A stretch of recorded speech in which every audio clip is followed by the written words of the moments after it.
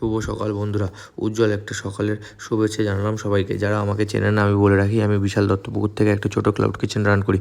খাবারের দাম বেশি অথবা কম অথবা ঠিকঠাক, এই বিষয়টা নিয়ে অনেকের মনে প্রশ্ন থাকে, যেটা সব রেস্টুরেন্টের বিষয়ে প্রশ্নটা থাকে। এবার বলি, অন্য রেস্টুরেন্টদের কথা আমি তো বলতে পারবো না, তবে একটা ছোট আউটলেট থেকে যে খাবারটা অর্ডার দেওয়া হচ্ছে সেটার কোয়ালিটি এবং কোয়ান্টিটিটা সবার আগে বিচার করতে হবে, এবং একই সাথে জায়গাটা পরিষ্কার পরিচ্ছন্ন কিনা সেটাও দেখাটা জরুরি। যেমন আমি আমার আউটলেটের কথাটা বলি, আমার কিচেনের স্ন্যাক্স আইটেমগুলো সেল করি 6 piece pakora, 6 piece cheese ball 100 টাকায়। সবার আগে দেখতে হবে খাবারগুলোর কোয়ালিটিটা এবং কোয়ান্টিটিটা ঠিক আছে কি না।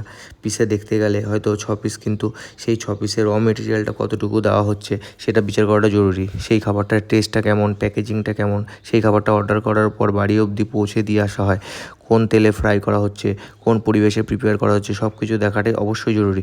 কাস্টমার আমাদের কাছে লক্ষ্মী, আমাদের কনফিডেন্সের জায়গা। সেই কাস্টমারকে একদিন ঠকালে দ্বিতীয়বার আর অর্ডার করবে না, এটাই আমাদের মতো কিচেনের মানুষরা মাথায় রাখে। তাই কাস্টমারদের সব দিকটা বিচার করে দামটা শুধু পিসের উপর ফোকাস না করে ওভারঅল সব কিছু দিয়ে জাস্টিফিকেশান করাটা উচিত।